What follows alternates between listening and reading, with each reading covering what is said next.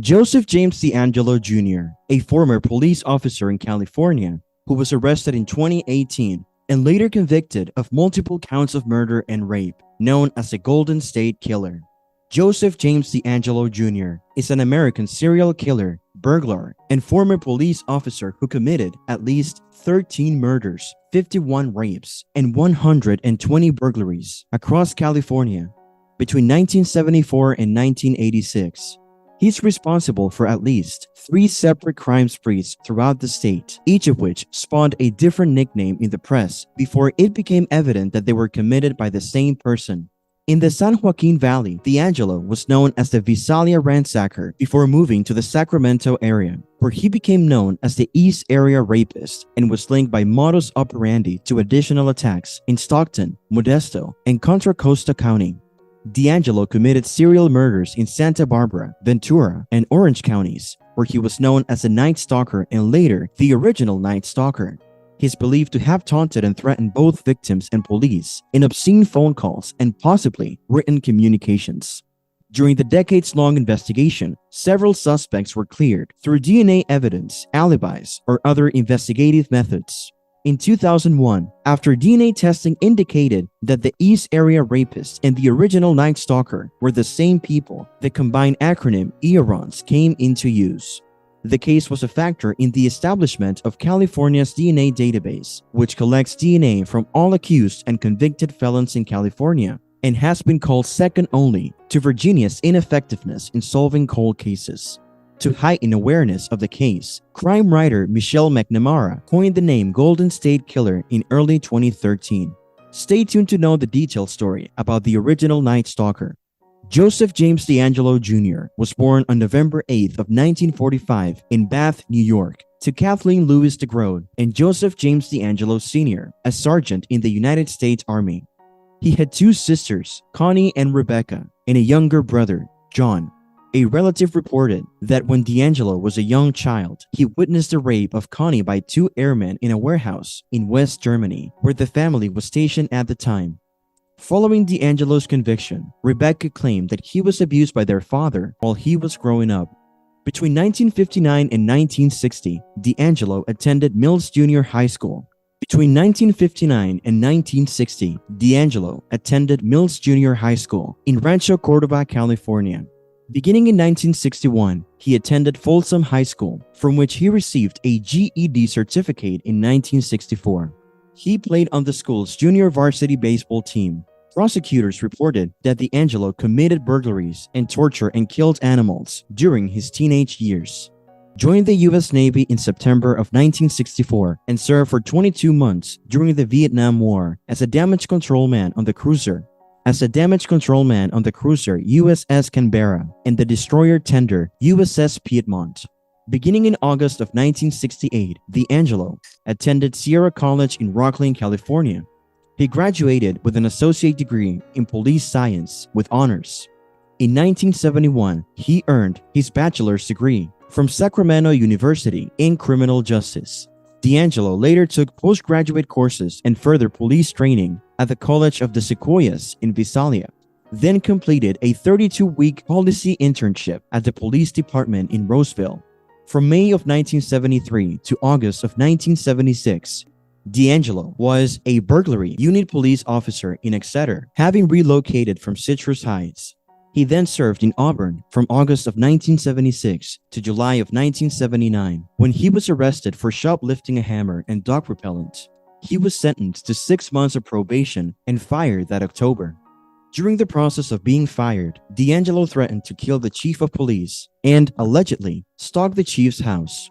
DeAngelo's employment history during the 1980s is unknown. From 1990 until his retirement in 2017, he worked as a truck mechanic at a SafeMart supermarket's distribution center in Roseville. He was arrested in 1996 for failing to pay for gas, but the charge was dismissed. The married life of DeAngelo is also affected by his criminal activities. In May of 1970, DeAngelo became engaged to nursing student Bonnie Jean Colwell, a classmate at Sierra College, but she broke it off in 1971 after DeAngelo became manipulative and abusive, culminating in his demand that she helps him cheat on an abnormal psychology test. When she broke up with him, he threatened her with a gun for marriage. In November of 1973, he married Sharon Marie Huddle of Citrus Heights. The wedding was held at Auburn First Congregational Church. In 1980, they purchased a house in Citrus Heights, where he was eventually arrested decades later. Huddle became a divorce attorney in 1982, and they had 3 daughters. 2 were born in Sacramento, and 1 was born in Los Angeles. The couple separated in 1991. In July of 2018, several months after DeAngelo's arrest, Huddle filed for a divorce, which was finalized the following year. The timeline of the crimes committed by Joseph James DeAngelo from 1973 to 1986. He committed a series of crimes, including burglary, rape, and murder, in various locations in California. In 1973, DeAngelo was suspected of committing Visalia ransacker crimes. The following year, in 1974, he committed his first recorded Visalia ransacking in March, and in November, he committed 12 separate Visalia ransacker incidents. Also, in 1974, on September 11th, DeAngelo broke into the home of Claude Snelling. In 1975, DeAngelo was involved in several incidents, including the attempted kidnapping of a woman from her home in April, the killing of Claude Snelling in September, and the shooting of Detective William McGowan in December.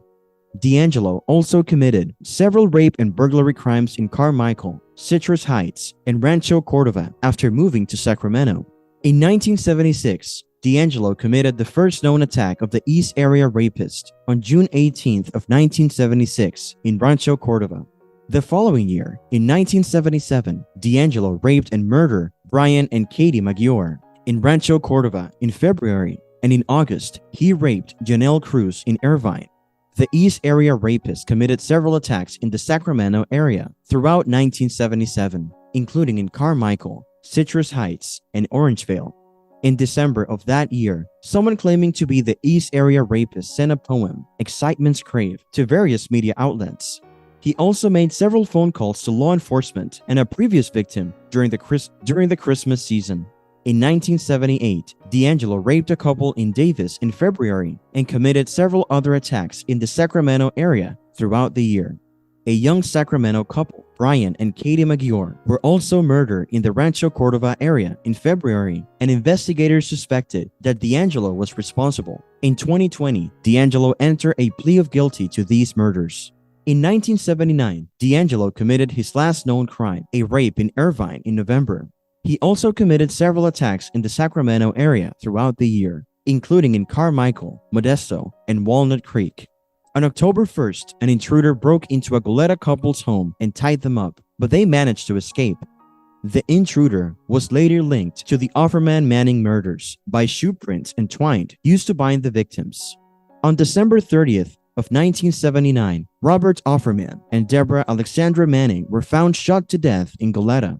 DeAngelo continued his crimes as the original Night Stalker from 1979 to 1986, but his crimes stopped after the murder of Janelle Cruz in 1986. In 2018, he was arrested by police, and after a guilty plea to his crimes, he was sentenced to life in 2020. Lawyers in the case of the Golden State Killer believe that they have reached a deal where the chief suspect will plead guilty to 88 charges of murder, rape, and other crimes. The Sacramento Bee reports sources saying that Joseph James DeAngelo Jr. will enter the plea to avoid a death penalty trial, with a life sentence without parole imposed instead. Mr. DeAngelo's attorney, Sacramento County Supervising Assistant Public Defender Joseph Kress, says that the plea agreement would provide some finality for the victims while avoiding a lengthy and expensive trial. Here are the victims that DeAngelo is pleading guilty to murdering: Claude Snelling, Tulare County; Katie Maggiore, Sacramento County; Brian Maggiore, Sacramento County; Deborah Alexandra Manning, Santa Barbara County; Robert Offerman, Santa Barbara County; Sherry Domingo, Santa Barbara County; Greg Sanchez, Santa Barbara County; Charlene Smith, Ventura County; Lyman Smith, Ventura County; Patrice Harrington, Orange County; Keith Harrington, Orange County; Manuela Withun, and Janelle Cruz in Orange County as well. DeAngelo committed most of the offenses while he was married and raising a family.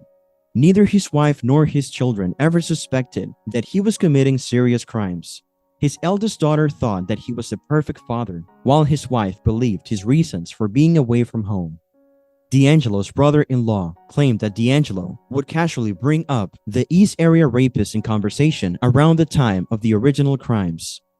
Neighbors reported that he frequently engaged in loud, profane outbursts. One neighbor reported that his family received a phone message from DeAngelo threatening to deliver a load of death because of their barking dog.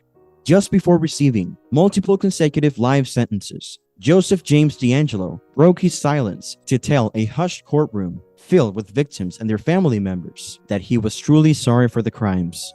DeAngelo spoke for only a few seconds after rising from a wheelchair. "I listened to all of your statements, each one of them, and I'm truly sorry for everyone I've hurt," he said, putting aside the weak, quavering voice that he used to plead guilty and also admit to multiple other sexual assaults for which the statute of limitations had expired.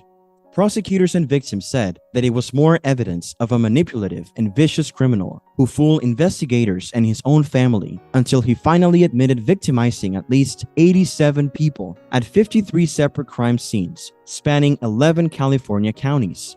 "I think that he's truly diabolical and he's constantly masked, whether it's a physical mask, a disguise in the voice, the role of a decent guy in the community, and having people around him who love him," said Debbie Domingo McMullen, the daughter of murder victim Sherry Domingo.